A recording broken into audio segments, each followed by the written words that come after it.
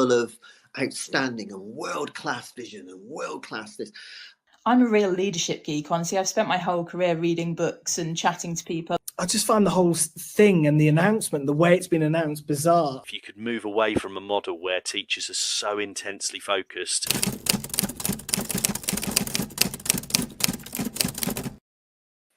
Good evening and welcome to Teachers Talk Radio Education tonight with myself and a not a replacement or a stand-in, but a bit of a change to Education tonight. We have Hannah Wilson here with us tonight. Good evening, Hannah. Are you okay? Evening, I am indeed. Just keeping the seat warm. Maybe we'll be joined by Paul Hazard. We don't know. He's kind of, he could be there. He could pop up at any point. But we've got a extra special show tonight because we've got a couple of guests coming on. We have Simon Hart coming on, who's the principal at Spring West Academy in Hounslow, London. To discuss what he's doing to look into the recruitment and retention crisis. So we're going to have a bit of a look at that, the first part of the show.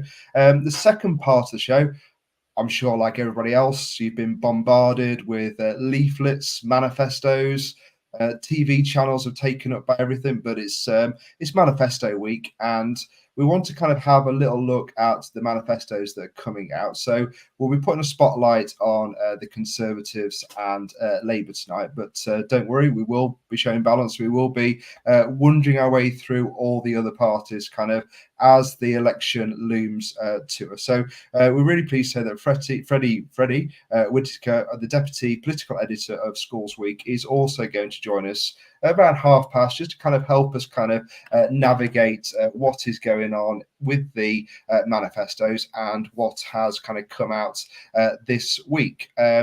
But we have loads of sponsorship this week, which is really great, and we've pleased that we've kind of partnered with lots of great organizations as normal. So as has been kind of traditional for education tonight over the last couple of months and so, we've got we like to say hello to John, Hannah, so we always say hi John at this point. At the show, Brent gets really excited, but this is the show is brought to you in partnership with John Catt Educational, publishers of professional development books and resources that support great teaching and learning in schools around the world. Level up your professional development today and visit johncattbookshop.com to explore a full range of titles. Use the code JCTTR2425 for 20% off your order. And Hannah, I think you're hiding behind the advert there. I'm just going to pop up and down on these. Yeah. We've also got Reading Solutions. They've had their conference this week. I think it finished today. So if you've been enjoying that, I hope you have had an amazing time. They are an amazing place for looking for innovative strategies to foster confidence and lifelong readers. They've had their free international conference with speakers like Baskik Siddiqui and beloved children's author and friend of the show, Michael Rosen, and National Literacy Trust, Irene Picton. You can visit Reading Solutions at readingsolutions.uk.co.uk to see more details. There's potentially going to be another one next year, so go and have a look at what they offer. Fantastic.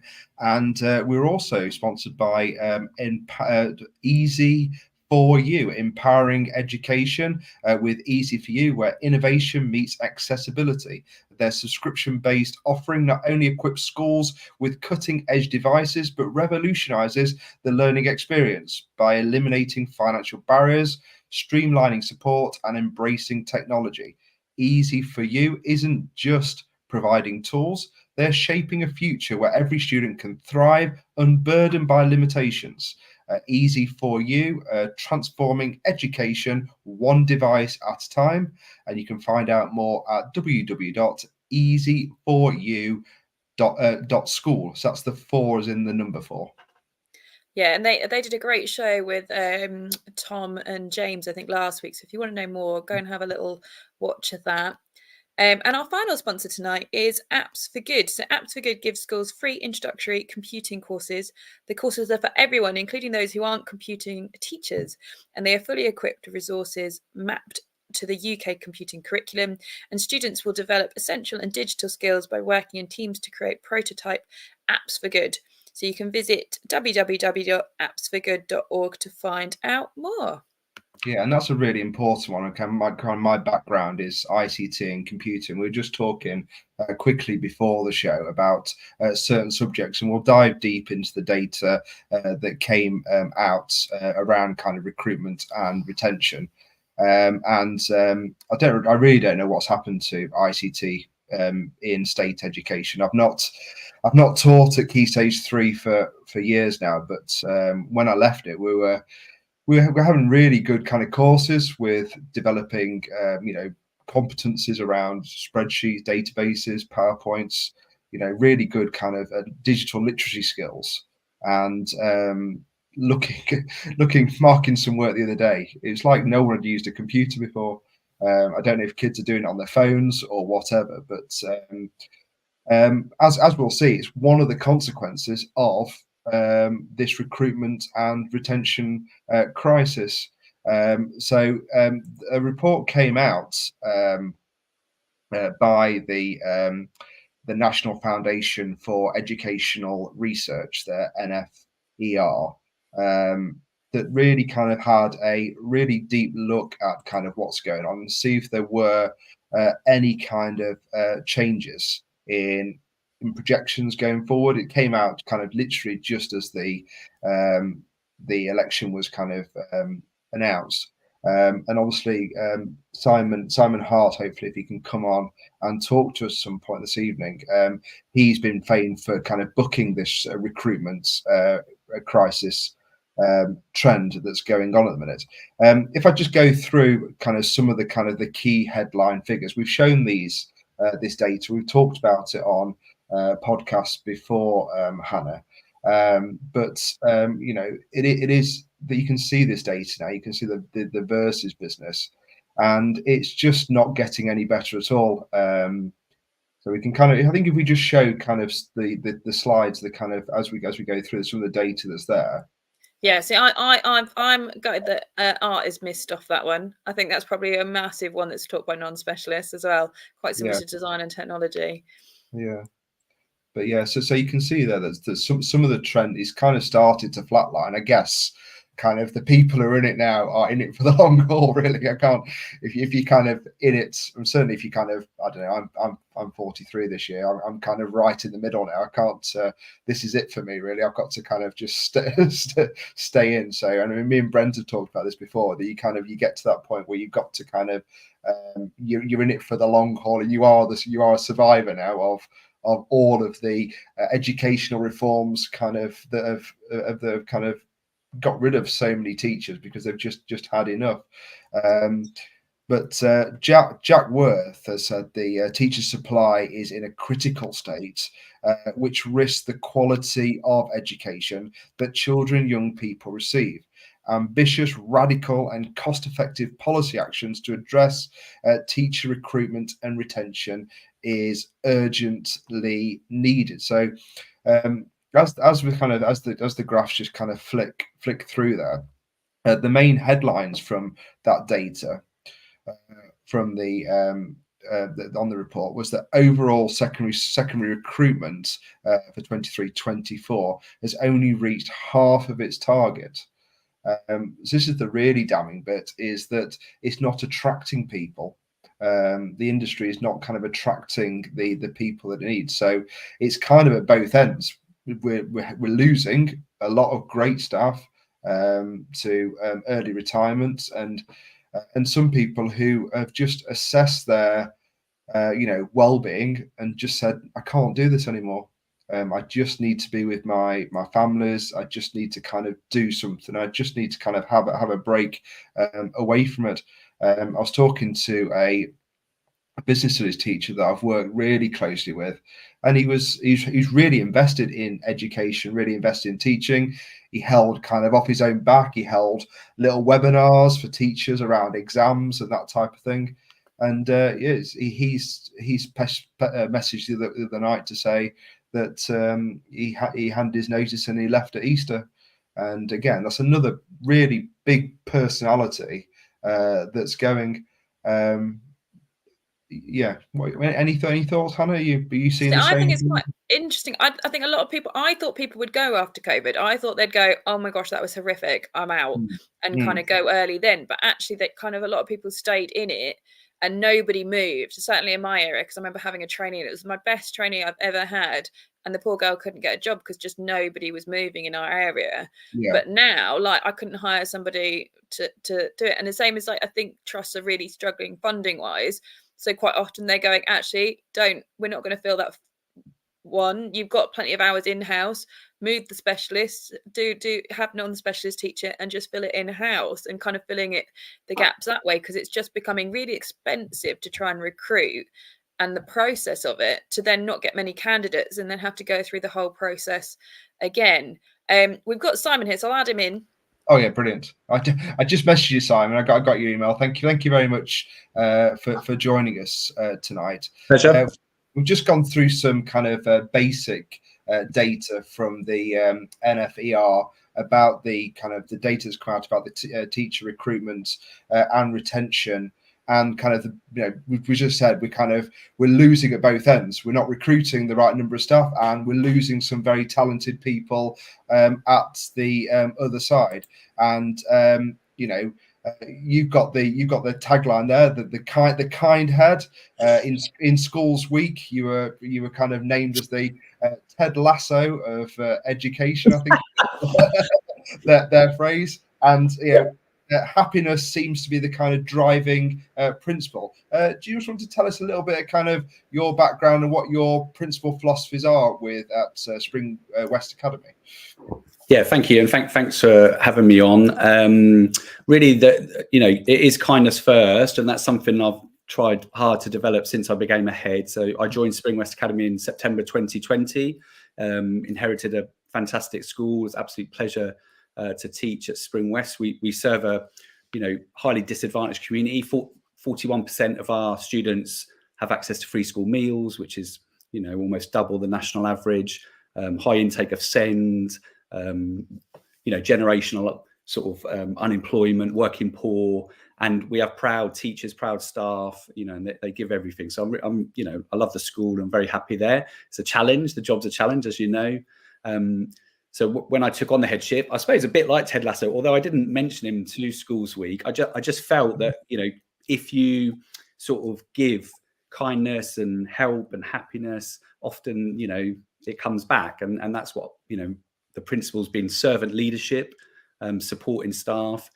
The headline of the 1:40 Friday finish has, grabbed sort of BBC attention, but actually, improving behaviour was the big win. And that's what teachers want, isn't it? That's what helps them get on with the job. So my message to the SLT was really, we'll take on that burden, and we introduced centralised detention systems run by SLT. It was all systems led. So teachers, if they had any disruptive behaviour, the students were taken from them. They could get on. The rest of the class, appreciated that. The teachers appreciated that. The families appreciated that. So I think there's lots of initiatives that are minimal cost, completely scalable, that we do at Spring West, that could have been lost in this 1:40 Friday finish. I don't know how much you've heard of that, but that's sort of where it's gone with the media. So yeah. I appreciate being on something like this where I can actually talk about some of the policies that make a difference. Yeah. What got me was the tea trolley, to be honest with you. Yes. That was the thing. I thought this idea of you walking down the hallways like with a tea trolley, like a really old school, a teacher kind of giving. I did have once. I remember once I had a head teacher make me a cup of tea. I think he forgot I was there. I was in a back room somewhere. I think he was locking up. And he's kind of thought, is someone in that room? And he kind of gave me a cup of tea. So the question is really, why aren't there more people like you in head teaching roles, kind of really looking at this and really thinking about how do I, with kind of minimal scalable kind of costs, and looking at that kind of cost benefit analysis, why do you what's kind of preventing them from kind of getting to where you are at Spring West? I think it's a great question. I I don't know. That's the bit. I mean, we're not doing anything too different as Spring West. We've got the same pressures, the same stresses. You know, it isn't all roses and you know, marshmallows. You know, it is a tough job, isn't it? But I think the overarching principle of let teachers talk to teachers about teaching. So our coaching every Tuesday, 20 minutes, you know, we're not standing at a PowerPoint lecturing staff, you know, they're having exciting conversations. We're not monitoring it. There's no clipboards. They get on with it. You know, we're in the background as SLT, allowing them to do that. These are things that can happen, you know, and I think are happening across the country. It just so happened that Schools Week came and spoke to me. So I think it is. I think lots of it is happening. And I think where it's not happening, it's sad, isn't it? It's sad. You know, I've worked in schools where, you know, I certainly didn't have leaders serving me. You know, you remember the sort of marking policies. You know, I was expected to mark, you know, to within an inch of my life, and all of these initiatives. I think there has been a change in education for the better, but the new generation coming in have different expectations, you know. So one of the things we do at Spring West is we have no after school meetings at all. Yeah. And I think that's pretty radical, if I'm honest. But for the new generation, that's, you know, absolutely an expectation that they can't believe the idea of staying after directed time. You know, some of them, not all, obviously, but it's a shock to some of them. Yeah. Was when you kind of started to talk about this, was there any kind of were you lucky enough to just everyone was just on your side and the SLT and you went there, or were there some people who were saying bit more resistant to this and actually thinking that we do have things in place, teaching is just hard, you know, maybe people just need to kind of get on with it, and this is because you hear this a lot, don't you? It's just a hard job, you know, oh god, the marking, etc., but nothing really changes. I mean, I don't know how many different marking policies I've been through. I've been, you know, I've had SLTs come to me saying, "Have you marked?" I'm saying it's there. So is it? No, it's not in the purple pen. It's not in the red pen. It's not in the green pen. It's not got this. It's not got this sticker on. It's not got. I'm thinking, but the feedback's good, isn't it? Oh yeah, the feedback's fine. But where's all the stuff that we've talked about? Was there any of that kind of, you know, bit of resistance to say, you know, are we going to be able to do this? Is it right to kind of, you know, do this? Yeah, I'd say there was, absolutely resistance. And I think as a head coming into the school, you know, I had to have that relentless drive and vision to know that this could work, but to start, you know, small changes. Again, like I said, I really focused on behaviour. In that first year, I met with all staff at the school, and 50% of them wanted me to support with behaviour. So I didn't know that coming into school, and I thought it was going to be a piece about teaching and learning, you know, and really drive the quality of education. But actually, I needed to focus on behaviour. I did. And then that gives staff confidence because you're listening, you're serving them. So from then, they began to, you know, get on board, and the resistance began to change because they could see, you know, the impact of centralized attention systems, you know, texts home that's just instant without teachers, you know, having to do anything. You know, we sit the detentions for them. All we ask teachers to do is come and have a conversation with the student, you know, just to try and sort of repair and, you know, make the student understand. That's it. That's you know, the only input, and that's maintained, that's carried on. And then we introduced things like no after school meetings. We brought in coaching, wholesale, department meetings, you know, just a department meeting every week. I mean, how important is that? And in lots of schools that isn't happening. So these little changes, and then obviously in Schools Week, some of the more interesting ones, like we do breakfast club for everyone. That's everyone. That's teachers, that's students, and that's a huge investment. That's £20,000. You know, we have the relish relief trolley, our Friday early finish. I inherited that, but that you know, obviously is really important for staff and a good one for recruitment. But there's other things, if you forgive me for carrying on, like emails. So when I joined, you'd be getting emails on a Saturday and in the evening, and I'm saying this, and people will be amazed that I think that shouldn't happen, but I do think that shouldn't happen. And what I found is that the emails have stopped, but now we see it's the creep of now the department WhatsApp group. Yeah. It's kind of just moved from one thing to another. But it's not emails, so don't worry. We're not sending emails, but we're just going to send like a polite message on. But then your brain's kind of in work mode almost, like straight away. No, you're absolutely right. Absolutely right. And then the other one is in work time emails all day. So they're not allowed to send all staff emails in at Springware. So I have 8 o'clock every morning. Staff comms comes from me, but actually it's a collation. Anyone can add to it. But then you just have one staff comms. I mean, it's just genius, and it's simple. And all of these, you know, think of the cost of that. There's no cost. But then it means that you don't have 17 different emails from 10 different leaders asking you 12 different things. You keep coming back to the staff comms, keep coming back. So I think there are headline grabbers. Relish relief, trolley Adam. I think you're on to that one, aren't you?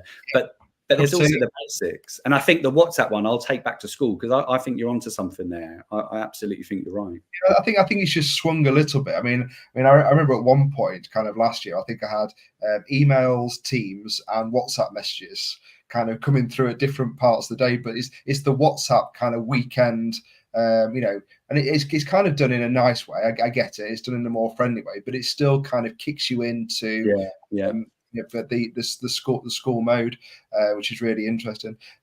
Obviously, one of the things is we got you on because one of the parts of the headline talked about kind of booking this trend. So have you seen that kind of impact? Has there been a reduction in staff leaving?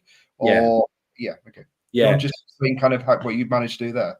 Yeah, so I think retention, you know, recruitment and retention, it's that second word. It's about retention, and you know, I talk about the 2 words, which I think come from Simon Sinek. It's you want staff to feel valued and fulfilled, and both of those are different things. So I'm constantly monitoring staff and looking through the lens of, are we valuing them, and are they fulfilled, and giving them that stretch and challenge at the right time, but also giving them the, you know, public praise or you know, the thank you cards, you know, these little things that can be forgotten when you're under pressure, high stress situations. I think that then helps the retention. So at Spring West, a third of our staff have been there for a decade or more, which I think is phenomenal, and you know, not certainly what I was used to in other schools. And I think that retention, holding on, if you think the football analogy, you know, keeping some of the best players that you've got is as good as a sign-in. And that's, you know, what we've tried to do at Spring West and works, you know, and people go, we've got natural churn. That's not a bad thing at all. But what we're finding now, this culture of kindness is getting out there, and people are starting to talk about us even before the media came, because we've improved in the community, our reputation, and, you know, our admissions numbers have gone up and so on. So what happens now when we go out for recruitment, we are finding that we do recruit, and we recruit strong people coming in, and then they know someone who knows someone. So I think it's that success breeds success. Yeah, brilliant. It's such a lovely thing to hear that, like, value. I think that's kind of a key thing. I've been at some different schools and changed, and again, I've moved to a school that's got an earlier finish on a Friday, and the fact that I get to pick up my son on a Friday, he's already now he's moving into year 2, and it's like I'd never picked him up from school before, and it was just suddenly moving schools, being able to do that. Because people think that you get all the perks of being a teacher and you keep the same hours, but actually you finish much later than them, and people don't necessarily see that. And I think that key thing of value is so important, because I will work my backside off because I adore children and I love watching them progress, and I will do anything for them. But if I do it all and I don't feel valued, or people are then picking up on the tiny little things that I've missed, or oh, but you didn't do this, or you missed that order, or something, then I just feel really deflated, and I feel like I put all these additional hours and all this extra time in, and I've made such a difference to X, Y, and Z kid, but you're gonna have a go at me because I didn't do a tiny little thing that was just a slip of a mind, but look at all these incredible things I've done. And I think that can be quite a key thing. If you can motivate your staff and they feel like genuinely they're part of a team and feeling really motivated, then they're going to do more for you as well. So you're going to get better outcomes. And I also absolutely love the idea of a breakfast club for teachers and pupils, because then they're both chatting, and I like my school's got a big thing that the kids must speak to in the corridors, but actually it's this lovely thing. When I started and was getting lost, they're like, hello miss, are you all right, are you lost? I'm like, yeah. But there were kids I didn't even teach and I didn't even know, and they were still being really friendly to me. I just love the idea of kind of being able to build those relationships out of the classroom as well as in. So I feel like it's going to not only benefit your staff, but everything you're doing is benefiting the students as well. Yeah, because there's nothing worse, is there, if all staff just go and hide away So lunchtime, they're just nowhere to be seen. I mean, we had Catherine Burble Singh from the Michaela Academy. She was talking about kind of everyone kind of collectively eating. I know they do it on the continent as well, don't they? Have a kind of shared lunchtime experience, and I think that's probably a really good thing going forward. If we can, I've always gone and eaten downstairs That's nice. On the canteen, sometimes to my detriment, because you end up then sorting something out and there's no one else around you. But I want to work in a school. If I want to just kind of hide away in the office, there are other probably easier options available to me. So, but I love the kind of the buzz of the canteen. Yeah. If you had to say one thing that you want to kind of give to heads, from tomorrow, what's one thing they can do really quickly tomorrow, just to kind of just move the gauge a little bit to get a kind of more valued workplace? Kindness first. It's going to be our motto from September. I don't know how to pronounce it yet. I think it's something like Benignitas Prima. I think that's it, which is Latin for kindness first. And I honestly think you could change the world. I genuinely believe this. If it's a bit like Kim Scott's analogy, if every driver let them out, when you're trying to get out, if every one of us just did that, imagine that you change everything. Because how frustrating is it when you're trying to get out and 10 cars come past, and you do it, don't you? We do it. We drive past, and I think if every head in the country were just a little bit kinder, then Catherine you had on is her title. What is it? The strictest head teacher. Remember that? Right? I said to my staff 6 months ago, I want to be known as the kindest head teacher. That's why I started this kind head. I'm not even on Twitter. Honestly, I'm not. I've got like 3 followers. I'm not active at all. And then you said, am I on there? And coincidentally, 2 weeks ago, I just put the kind head because I think it can be done. You can be in high stakes, high stress. Our Spring West is a challenging school. We have not got everything right. If you look at our Ofsted report, they came, the behaviour, it's not perfect. It's really tough, but I'm still kind. I still know my cleaner's name. And I know she comes from Nepal, and she bought me a nice picture because she knows I meditate, of the lake that's near her, and it's on my office wall, and she feels proud cleaning my room. That's not difficult. It doesn't cost any money, does it? It doesn't take a second. So just be kinder. Come on, let's do that. Yeah, I think it's also fair to say that the Ofsted did say you were good, and noticed that said that leaders are considerate and of their well-being and taken action to reduce workload. Oh, thank you, Adam. Do you think the kind of the focus on Tom Rogers? You can be, and I am. Both, absolutely. I'm just answering the question. Yeah, that's fair enough. They're not mutually exclusive at all. My staff and students will tell you that. There is the preconception, isn't there, that you have to rule with an iron fist when you're at the top, and like that you can't be friendly. Like people should be scared of you at the top.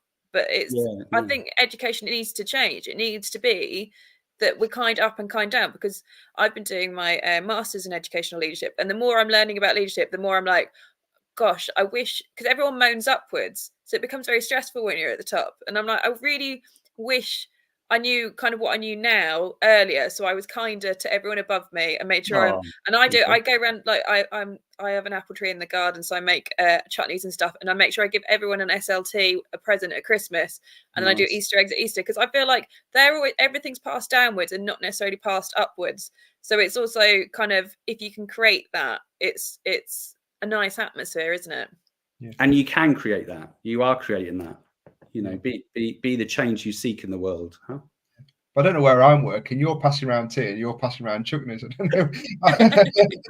I'm not getting anything. Just one last thing, Simon, before you go. Do you think kind of the focus on pay a couple of years ago kind of took the focus away from some of this in terms of like well-being, looking at the kind of workplace more? Maybe looking at future-proofing the workplace a bit better rather than just focusing on pay. Do you think it kind of got to narrow the focus around teacher recruitment and retention? Yeah, I think it did. I mean, to be fair, I think the nation really understood teaching through COVID, and there was a lot of care and respect to the profession. And then it became really about the pay, and there was an uplift, and I think we all appreciate and recognise that. But I think these arguments can be simplified. false dichotomies of, you know, strict or kind, you know, or I get that. And I think that's, you know, it's exciting for the debate. You know, there's charities like Teach First who, you know, their polls are telling us that, you know, teachers are leaving the profession and would leave the profession, and they're not citing pay, they're citing workload, they're citing well-being, you know, stress in the workplace. And I think that the reason why I'm here, you know, I do not seek publicity. You know, I love my job, I love my family. I'm a simple guy. You know, I don't do a lot. I'd be in bed if I wasn't on here, but I'm here because if it helps, you know, a head become kinder, if it helps a school recruit, let's do it, you know. And I think that's that.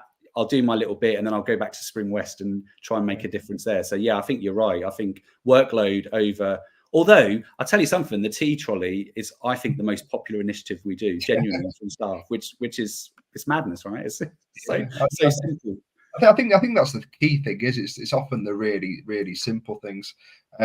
Yeah, I know you've got children. You've got this time back, and I don't want to kind of take up time.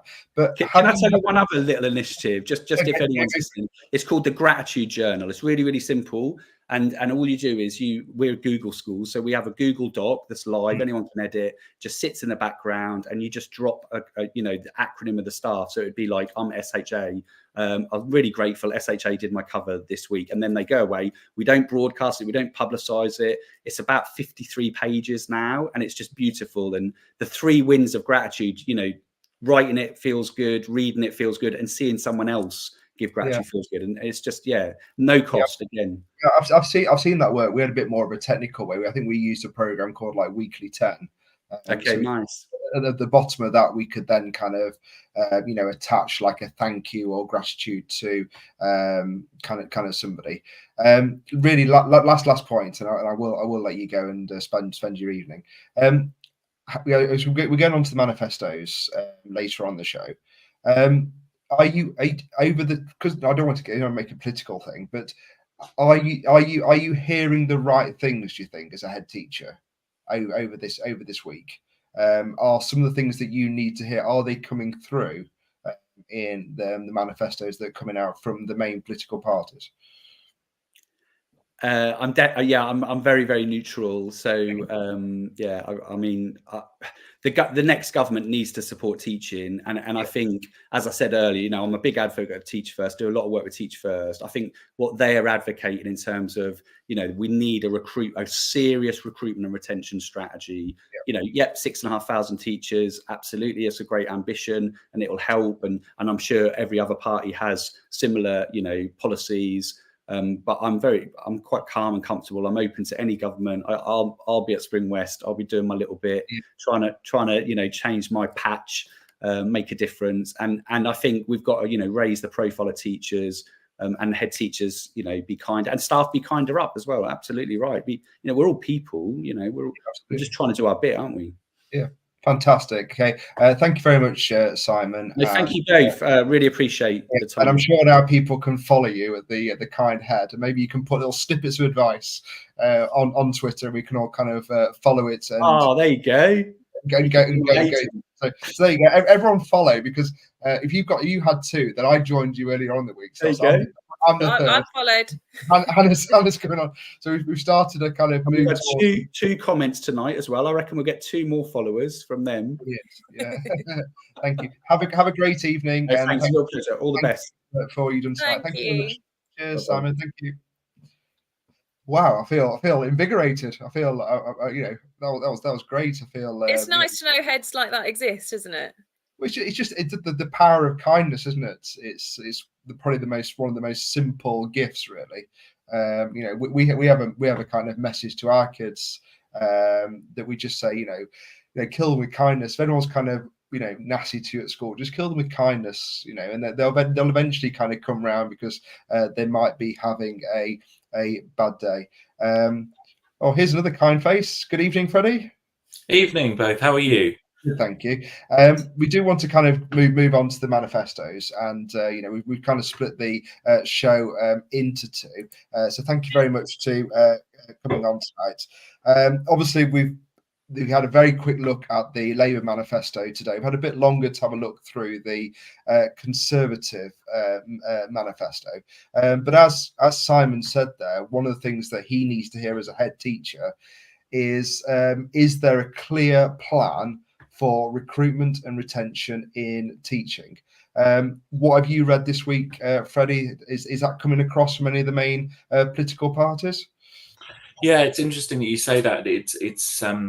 Retention in particular keeps coming up again and again and again, and obviously, recruitment goes hand in hand with that. There was some really interesting public first polling earlier this week, which showed that the Labour's 6,500 teacher recruitment pledge, which we're not quite sure how they're going to do that, but it's good to see them acknowledging that more teachers are needed. That came out on top when they polled people about potential education policies.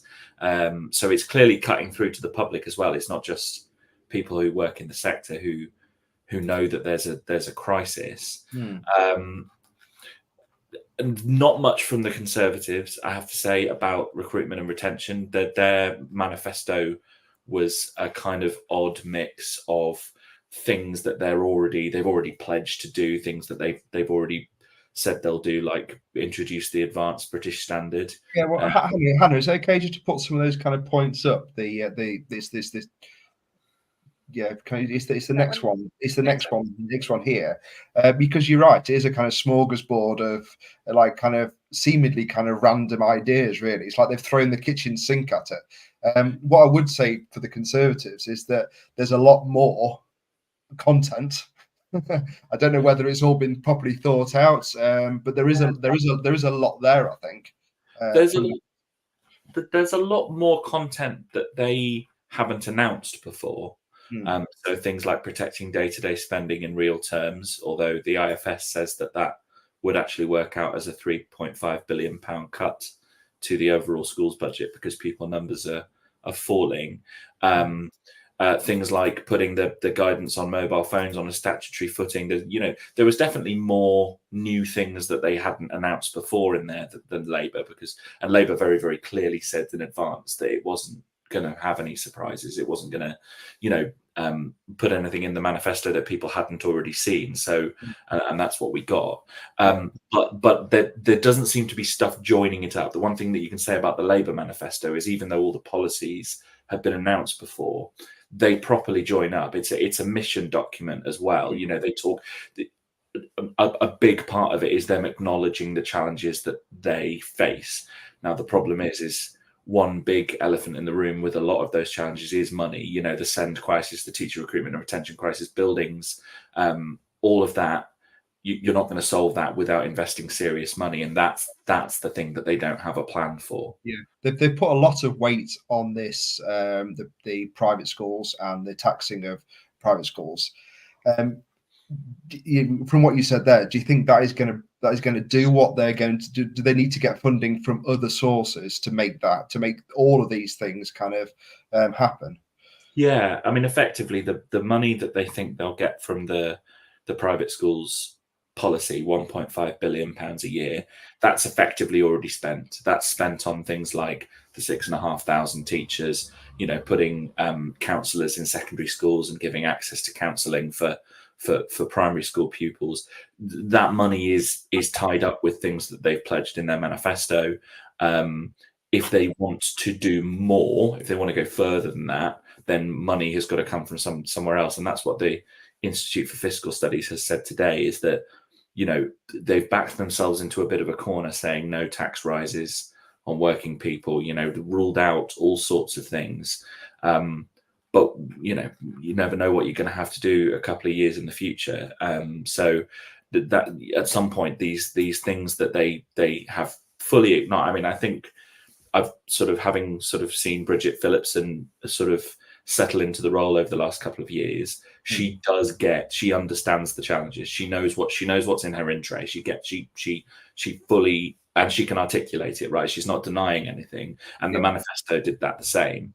But I'm not sure that she's got the backing of the shadow treasury of the party to do what needs to be done to solve those issues at the root level. I mean, you you can hire 6,500 more teachers, but last year we were almost 14,000 behind the recruitment target. So it 6,500 is a figure that's several years old now. It's that they need to at least double it.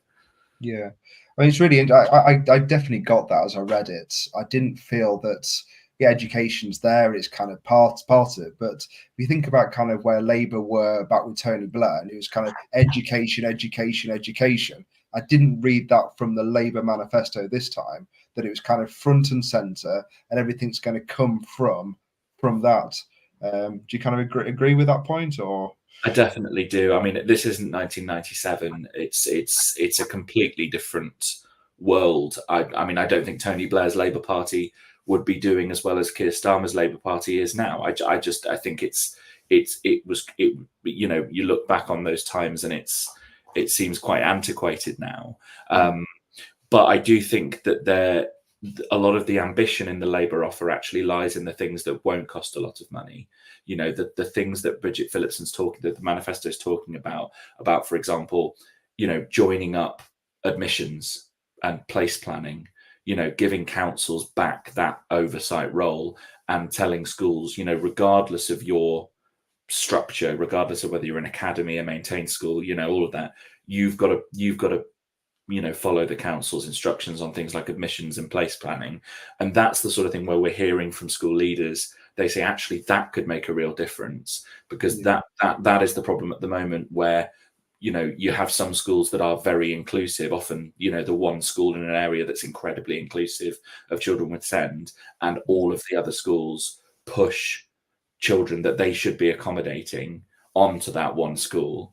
And that can't be helped if you don't have a coherent sort of approach to admissions and place and stuff like that. And also, talking about reforming Ofsted, they are really going to do that. That's not just it's in the manifesto now. They've committed to it. I understand they're going to do it. They're going to start work on that really quickly when they get in. Okay. And again, those are small things that don't cost billions of pounds. Mm-hmm. That I think could make a difference. But again, that's going to take time, right? And you've got to do all of the other stuff around it at the same time. Yeah, I guess the worry is a situation that they're kind of going into potentially so bad that they're not going to be able to make the reforms quick enough, and then people kind of lose kind of that hope that they've got, the change, the hope, that vision that sticks with them to kind of really realise these sort of, because Keir Starmer today was really clear, this is about kind of long-term change. If kind of you get that kind of political thing sometimes, don't you, where you have a bad winter, people start to kind of get a bit shaky, a bit nervy on kind of what's there, and then there isn't really then anything to kind of pull you back in. There isn't a big kind of curriculum reform change or a big kind of change point that kind of that people remember and kind of pull back to. Yeah, no, that's absolutely right. And I think that there's some things they will do quickly. I think the Ofsted stuff will start moving pretty quickly if they win the election. I think curriculum reform is longer term.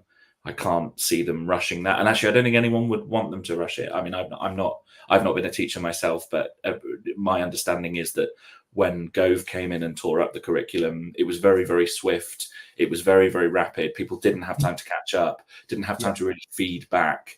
And that's how you ended up with some of the sort of longer term problems that you've had as a result of that. So I don't think they'd be keen to do that sort of thing very fast. But again, things like Ofsted, things like, greater council oversight of admissions, place planning, that kind of thing, I think they probably will do more quickly. And stuff like teacher recruitment and retention, I think that there's a lot to be said for what Bridget Phillipson's talking about when she talks about resetting the relationship between government, certainly between government and schools. I mean, she talks about families as well. But, you look at what's happened over the last 18 months or so with the sort of the relationship breakdown between government and the unions over the last year's pay award, the strikes and everything like that. I do genuinely think she would be around the table with unions. And I think that would make a world of difference, because, the current government's attitude has been, to kind of, Yeah, well, I mean, scapegoat the unions for a lot of their problems. I do find it interesting, and obviously we will look at the Green Party in a bit more detail next week. But it does feel, I might get this wrong, and if anyone's from the NEU, please feel free to message me if I've got this wrong. It does feel that they're slightly endorsing the Green manifesto a little bit more than the Labour manifesto. Would you say that's kind of about right? Yeah, that's definitely right. I mean, and that's because it you know, reading the Green Manifesto earlier this week, it felt like it could have been written by the NEU. You know, it's the issues that I go to their conference every year and I sit there and see what they vote on. Those are the issues that are very, very important to their members. And I think it makes perfect sense for them as an organization to respond more warmly to something that ticks all their boxes. That's absolutely what you'd expect them to do. But I also think that the unions are all very pragmatic. They know who they're going to be working with. They know who they're going to be working with after the election. And so, you know, Labour's manifesto is full of gaps. A lot of the unions, all of the unions, have concerns about elements of it. Yeah. But at the end of the day, that's probably what they're going to be working with. And I would imagine that the fact that they're going to be around the table will mean you will get a lot less hostility. That whole idea of social partnership that existed under Blair and Brown, the unions in the room. I mean, it's amazing how many times trade unions were mentioned in the Labour manifesto. Like, I think that's pretty clear that they're going to have more influence. So that's where the opportunity to influence policy comes from. But of course, yeah, if you see something that's your wish list effectively printed in a political party's manifesto, then you're going to go for it, aren't you? Yeah. One of the things that stood out for me as an actual teacher here from the Conservatives manifesto was this advanced British standard. Now, I've moved from I'm making the transition from BTECs to T levels. And I don't know if Hannah, you could just put the main slide up there about the kind of British standard. I kind of looked at that as a teacher and thought this is kind of a fairly kind of good idea. Do you think some of these things will kind of stay? I mean, obviously, it's not been mentioned in the manifesto. It's as you said, it's a mission, it's a value statement from the Labour Party today. But do you see some of these things kind of hanging around this idea of a kind of, you know, a post-16 baccalaureate, as it were?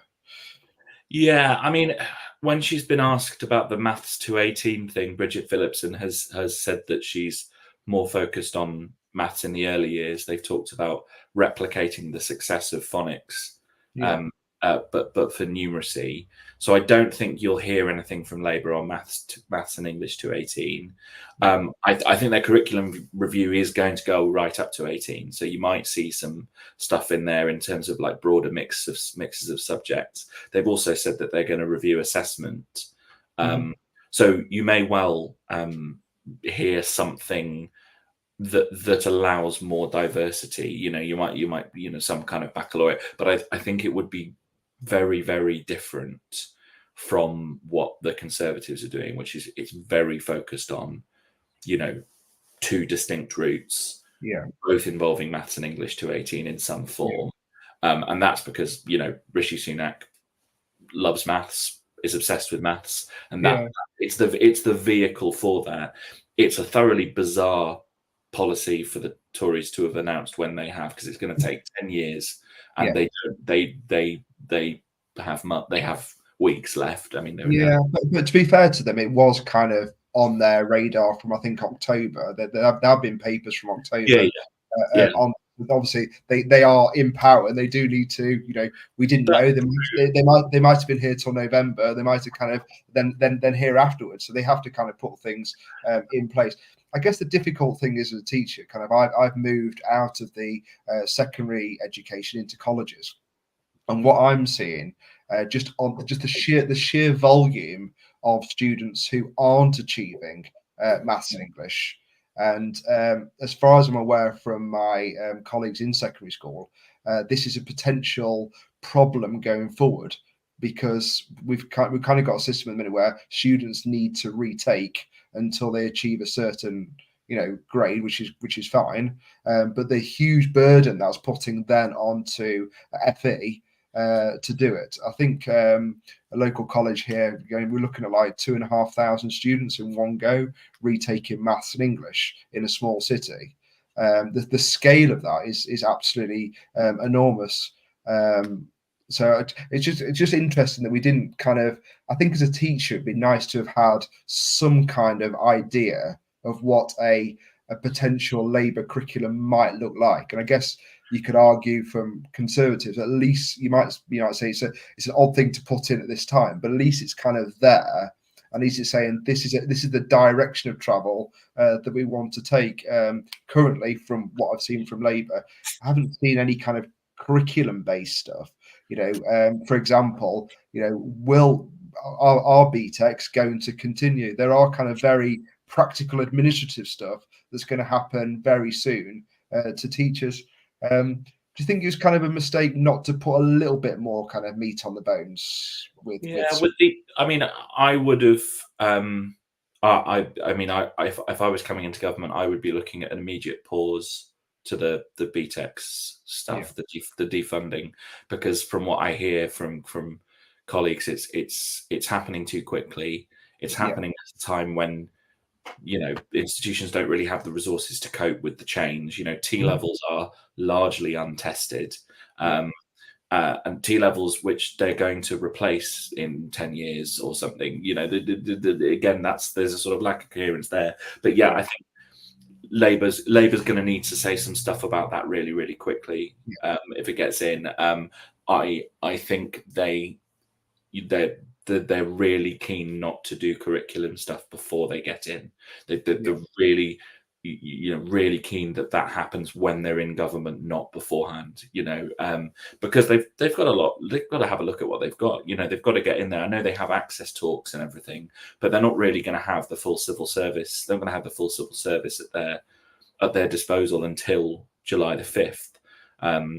So I think that's where the reluctance to make concrete promises on curriculum and things like that comes from. But yes, you're right. They're going to need a coherent strategy, and that's going to need to be for 16 to 19 as well as for 5 to 16. Yeah. I mean, I just wonder. I know their whole policy is the Ming Vase, isn't it? At the minute, that's their big thing. Don't drop it before the 4th of July. But I just wonder if pressure is going to mount as you get closer to the 4th of July about kind of actually. And we've already seen it from the hustings between the two leaders, haven't we?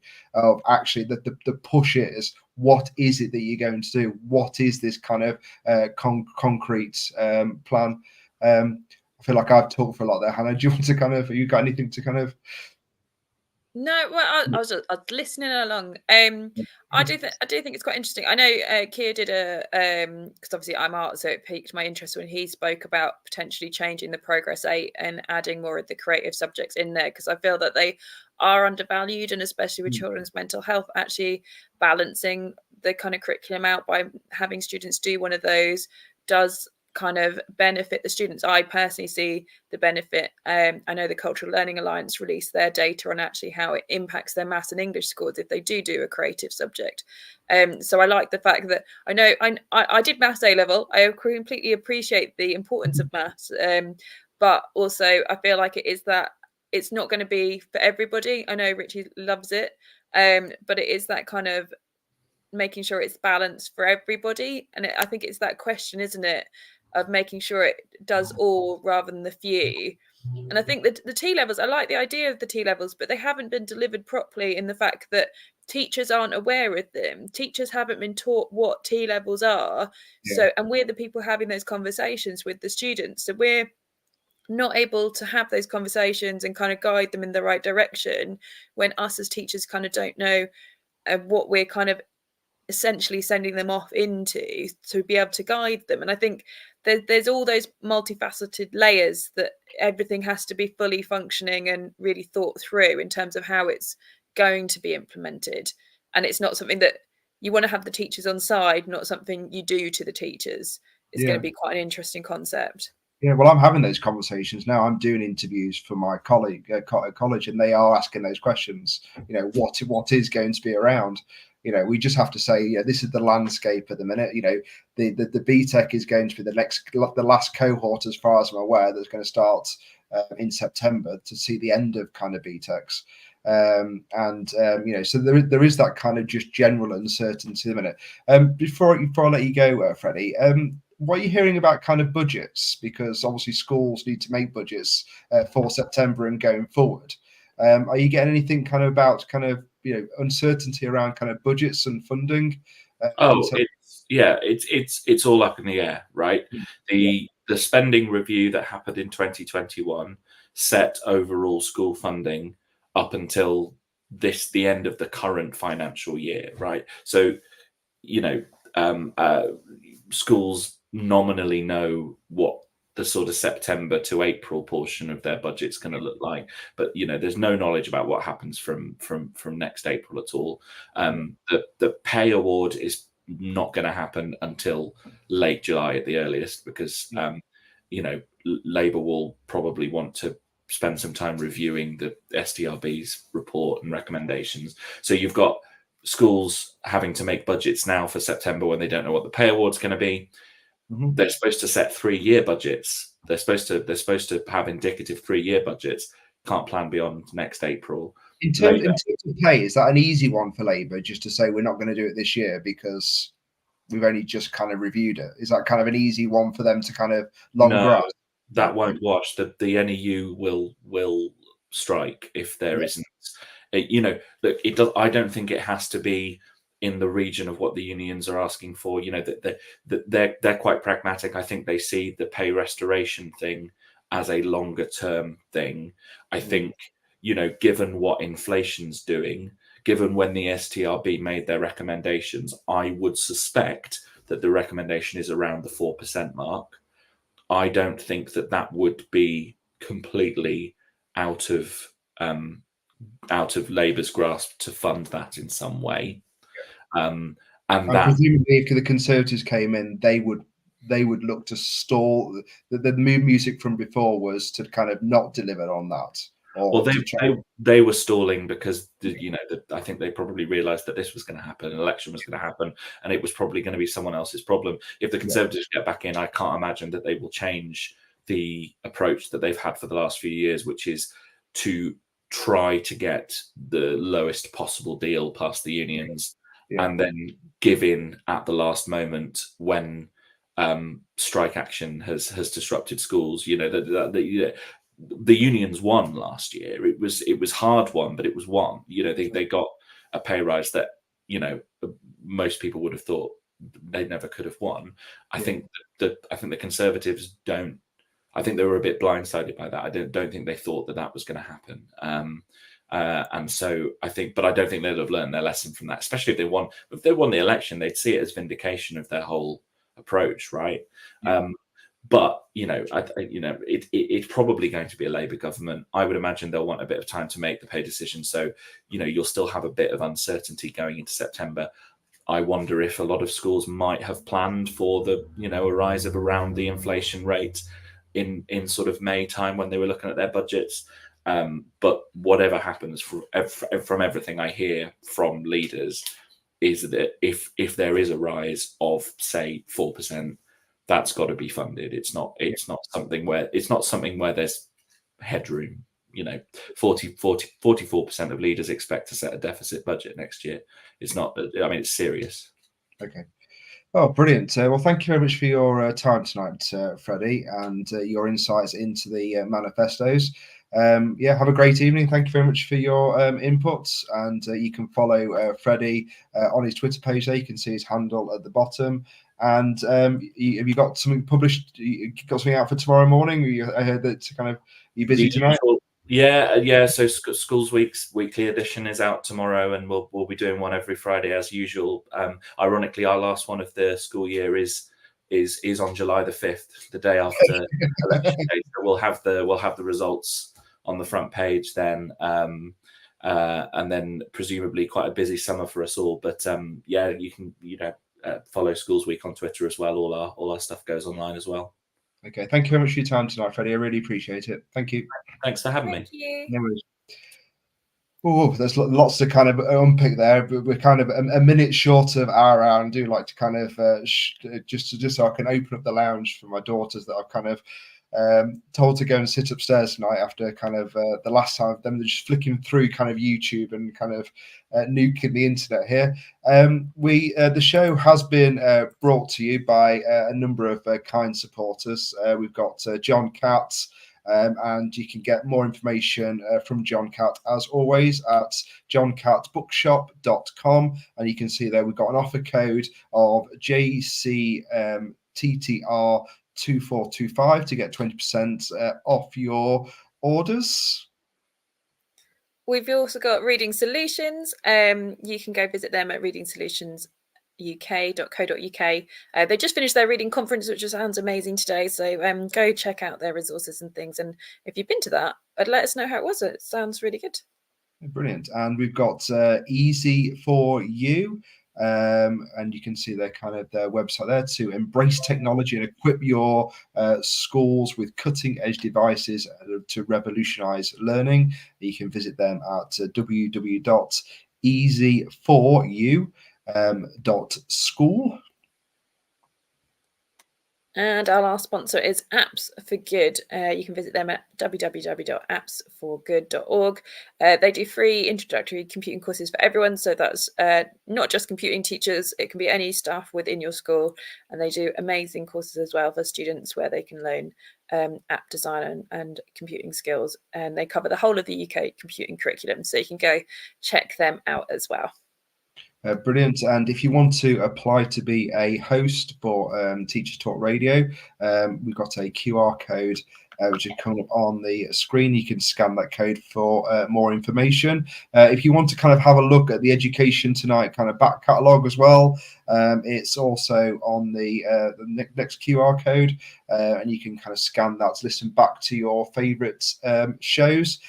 Next week, we're going to have another look at mobile phones, as well as kind of look at some of the manifestos that are coming out from the other parties, including the kind of Green Party and Liberal Democrats. But we do, I think, overall, we're kind of building towards a Teachers Talk Radio manifesto as well. So we're going to try and kind of build that up over time. Thank you very much, Hannah, for all your hard work behind the scenes and contributions tonight. I'd also like to say thank you to Simon Hart. Please follow him on Twitter, because I feel like three friends on Twitter, or whatever it's called. He's kind of, it's a sad place. He's a really nice guy, and he's going to share some nice kind thoughts, I think. And thank you for Freddie Whitaker, the deputy political editor of Schools Week, for coming on and leading us through the chat around the manifesto. So we'll be back on at 8 p.m. Next Thursday, and we're going to have a look at mobile phones again, because it doesn't go away, does it? Dad of teenage daughters knows this. We've had some previous shows with Catherine Burble Singh, so you can look back at that one as well. So we'll move things forward. But there's new data coming out, and this again, some schools really kind of trying some different strategies with their children there as well. Okay, so all I need to say tonight is, as Simon said, be kind to each other, and I think kind of exam season's finished for most people, so people are starting to kind of ease off and get planning done for next year as well. So Hannah and I think Paul Hazards are going to join us as well next week, so there'll be kind of three of us on Education tonight. Okay, good night, everyone. Thank you for tuning in. Good night. Full of outstanding and world-class vision and world-class this. I'm a real leadership geek, honestly. I've spent my whole career reading books and chatting to people. I just find the whole thing and the announcement, the way it's been announced, bizarre. If you could move away from a model where teachers are so intensely focused